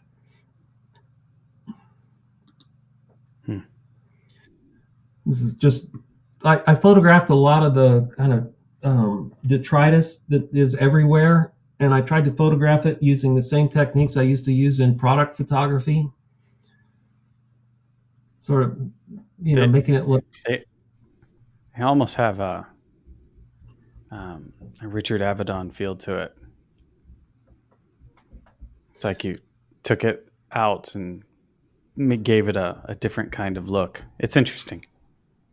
Yeah, that was the idea. On the one hand, to make it look like a document that an archaeologist might make or refer to, but also reference to product photography. And these are my niece's fossil hunting. This is just a hunting and fishing campground in eastern Colorado. You can't really see it at this scale, but the license plate on the front of this truck says "Eat Beef." And then here's this little detail of this fishing bobber stuck in the tree. This Mad Max looking motorcycle. And this is a landfill alongside the Kansas River, east of Manhattan, Kansas. The whole Kansas River, with a few exceptional places, is just basically, I hate to say it, it breaks my heart to say it, it's pretty much an open sewer. Used to be a magnificent river, and now it's just, you don't even want to put your big toe in it. There are places where it still sort of resembles its true self, but most of it is just devastated. This is the Kansas River. This is at Eudora, and this is at DeSoto. These sort of look like the ruins of some ancient temple or something. This is where the Kansas River and the Missouri River conjoin in Kansas City, Kansas. And here we see a white police officer interrogating these black fishermen. This is from after the aftermath of a flash flood. We got all these things, including a soccer ball. And I see the soccer ball as kind of a symbol of internationalism, that this is a worldwide condition. This is the sewage pipe that's being installed, and this is inside of that pipe. And now building code is that sewage pipe is this kind of crazy Pepto-Bismol lavender cover. These are drinking straws, once again photographed with that product photography technique. Also making reference to, at the same time, pop art and Ab Reinhardt, Barnett Newman, abstract expressionist minimalism. When I was a kid, we didn't have armadillos in Kansas, and now they're all over the place because it's warmer now in the wintertime. They come up. It's climate change. So roadkill armadillo photographed with that same scorching product photography light. Drought-stricken crops in western Kansas. This is a coal train out in eastern Colorado. This is a pile of coal at a coal-fired power plant. This is the control room of the power plant. This is the view from the top of the power plant looking off at the town that it powers. This is hospital machinery, and if you look carefully in the book, you can see that right here, this is dispensing morphine. It says morphine right there. It's a morphine drip machine. Obviously referencing the opiate crisis. Yeah. And these guys, this is a training crew. They're training to be railroad workers, but it's just hilarious. All these men dressed in orange standing around looking at a railroad track. Yeah. I'm getting a feel for what it is you're trying to capture in it.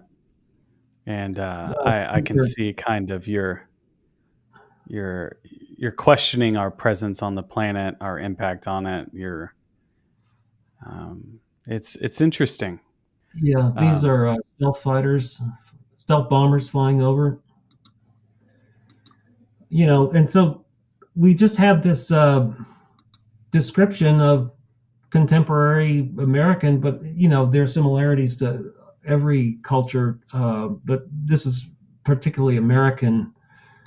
The way the land is being treated in America. This is a drained wetland, or the building of the construction of the South Lawrence Trafficway. This is in the Natural History Museum. This was icicles during the polar vortex, when all of a sudden it went from being 50 degrees one day to being minus 20 the next. Oh, yeah. These are leaves that have been stripped by an invasive species, this Japanese beetle that just comes through and eats all the foliage off and just leaves the cellulose structure of the leaf. They're kind of beautiful, but they're also weird and messed up.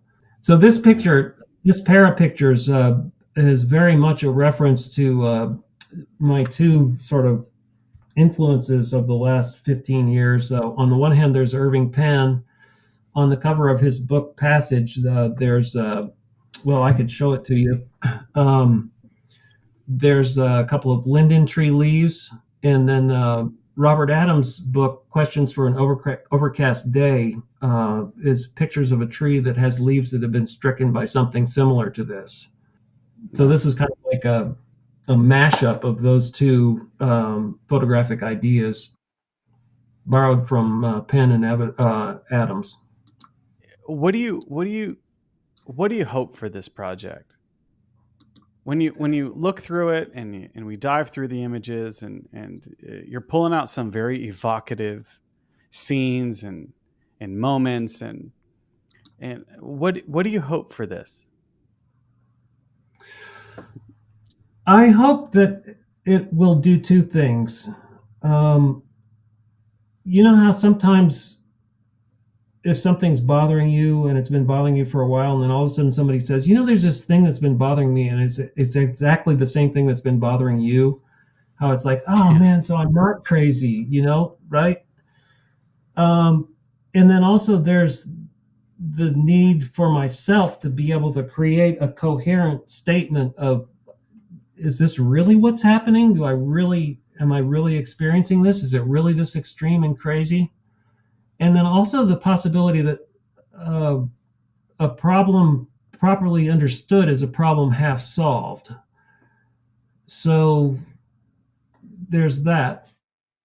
The last half of the book ends on a more, I don't want to say hopeful. I hope you know what I mean by hopeful. I think you need it for sure. It ends on a suggestion of possibility, and it's this quote from Wendell Berry. If you don't mind, I'd like to read it. Is that okay? Sure. Yeah, we can do that to finish it up, and we can slide the term imagination. This is Wendell Berry in an address when he received, I forget the award, some National Book Award. I think it was the Presidential Award for literature. So this is Wendell Berry. The term imagination, in what I take to be its truest sense, refers to a mental faculty that some people have used and thought about with the utmost seriousness. The sense of the verb to imagine contains the full richness of the verb to see.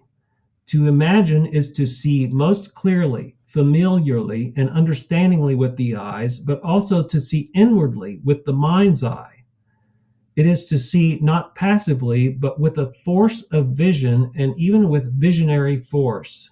To take it seriously, we must give up at once any notion that imagination is disconnected from reality or truth or knowledge. It has nothing to do with clever imitation of appearances or with dreaming up. It does not depend upon one's attitude or point of view, but grasps securely the qualities of things seen or envisioned. I will say, from my own belief and experience, that imagination thrives on contact, on tangible connection. For humans to have a responsible relationship to the world, they must imagine their places in it. To have a place, to live and belong in a place, to live from a place without destroying it, we must imagine it. By imagination, we see it illuminated by its own unique character and by our love for it. By imagination, we recognize with sympathy the fellow members, human and non-human, with whom we share our place. By that local experience, we see the need to grant a sort of preemptive sympathy to all the fellow members, the neighbors with whom we share the world. As imagination enables sympathy, sympathy enables affection, and it is in affection that we find the possibility of a neighborly, kind, and conserving economy. So that's really the point of this book, for humans to have a responsible relationship to the world. Robert Adams suggests that it's the artist's role to look at the world, pleasant or otherwise, and to help us live more respectfully in it. I think that's a really interesting contrast between the starting quote. Yeah. That's a very interesting contrast. I love it. So I see you kind of tackling these more environmental issues, and I think we have enough time for you to kind of tease your latest body of work and and kind of Mhm. show us your website so people can dive in a little deeper into some of your work and kind of see it on your website. So can we take a look at your website and you can kind of give us an overview of what you're doing, your latest body of work, Sure. and Go ahead. then I'll finish up with just a few more questions with you, uh, and then that'll be it, I think. Yeah, gladly. So as you can Okay. well imagine from seeing what I just showed you from the other book, after working on that project for 3 years, I kind of didn't want to stare into the abyss any longer. Like I'd kind of had enough of it. You And do that, it so, stares back. yeah, so the final images from that are in the spring of 2019. And it just so happens the spring of 2019 is also when my father finally was, he passed away in the spring of 2019. And so after that, I found myself coming more and more out to this part of Kansas that is the last remaining tallgrass prairie in North America.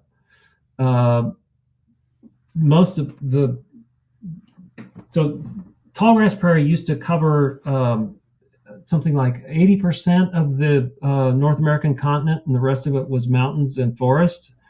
And only 4% of that tallgrass prairie remains, and most of it is within 80 miles of where I live now, which is why I live here.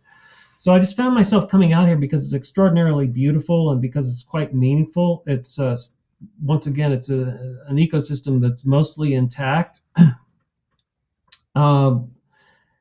And I just needed to come here to get grounded after all the experiences I had in my life. My dad had just passed away, and I had just finished that body of work that was very intense. And then I found myself with the opportunity to move to the middle of this grassland.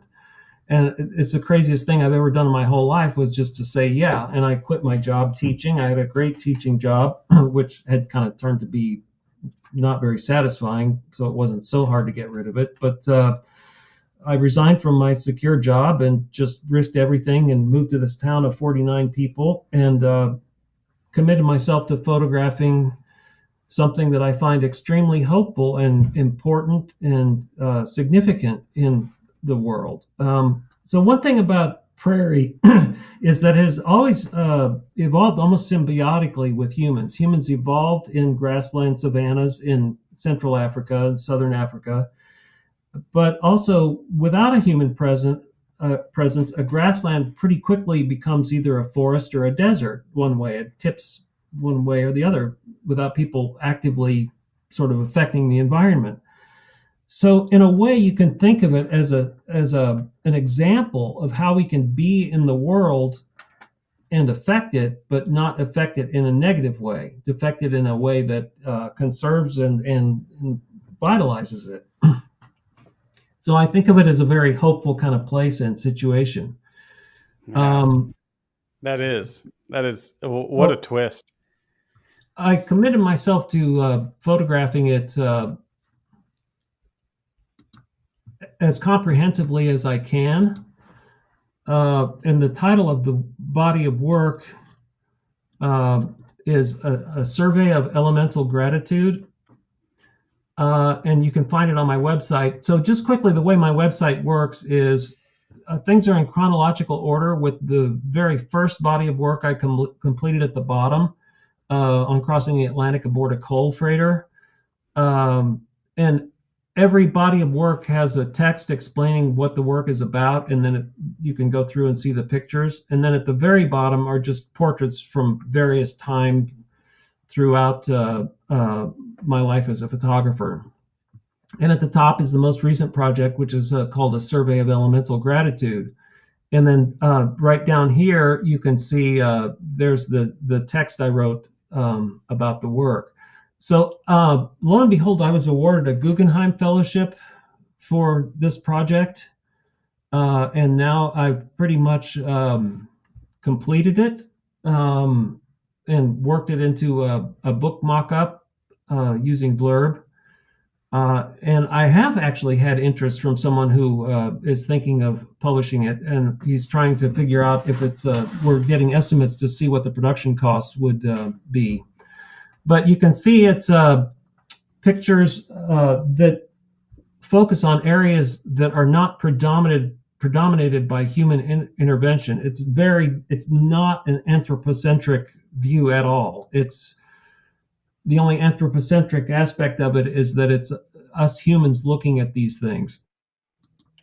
And it's, it's really kind of advertising what we need to care about and showing some things that still exist empirically in the world that aren't destroyed. And, that's cool. It might be hard to believe, but there aren't so many things that aren't destroyed and that are remaining that we can build on. And this book is to illustrate why I believe we should care, while using full vocabulary and intensity of contemporary photography and the contemporary arts, and the full awareness of the situation in the world that is demonstrated in the book Visual Archaeology.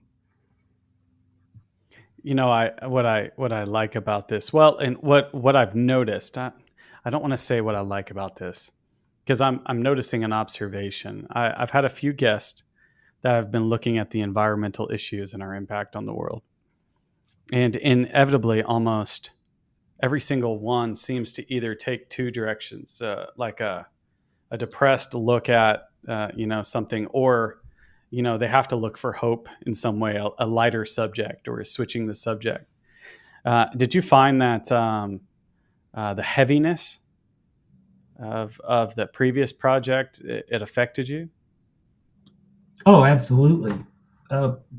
Particularly, there were a number of pictures in there that were just, affected me for days after I made them. Yeah. And even to this day, I find rather hard to look at. And right now, and like you're now in this project here, I think it's interesting. I think it's interesting that you're seeing a dichotomy in some ways, and it's a really interesting. I love how your work has an arc. I can now say, I can tell your picture apart from others, and so I can definitely. What's that? I think that's at the core of the whole conversation here, is that typically style is something you kind of strap on, but in its most authentic sense, it's something that develops organically just out of the fact that you're an individual, and you don't have to preconceive it, or it's something that just emerges through committed practice and observation. Yeah. And you have this, and it's that repetition, that constantly working it out, and it's really interesting. I'm glad you took a moment to take us into that. I don't have as much time to dive into this one as we did before, but I would love when whoever is interested in this book, if they turn it into a book, you let me know. Oh yeah, I'm curious of how that will go.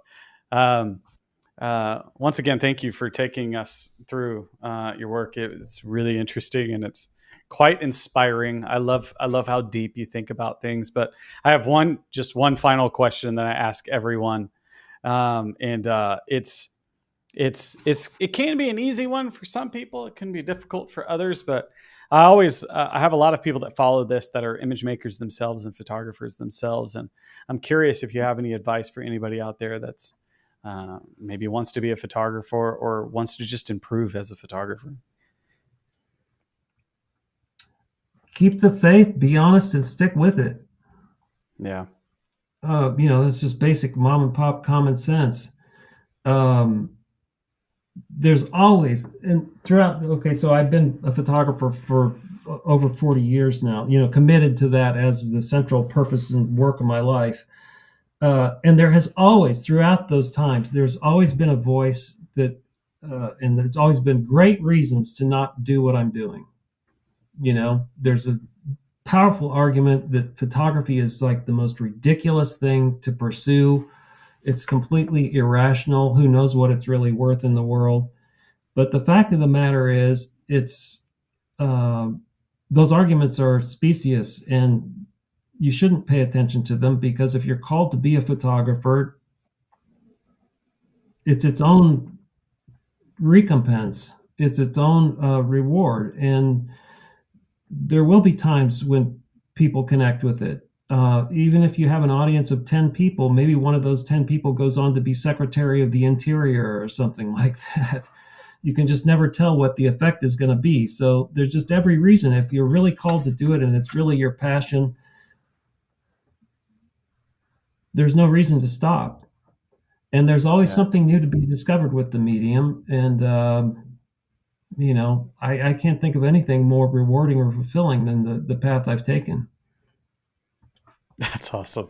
That's actually really, I love that. It's very inspiring. Some people are very practical in their advice, but what I love about that is answering your call and answering your calling, and it is extremely rewarding, and it has its own rewards.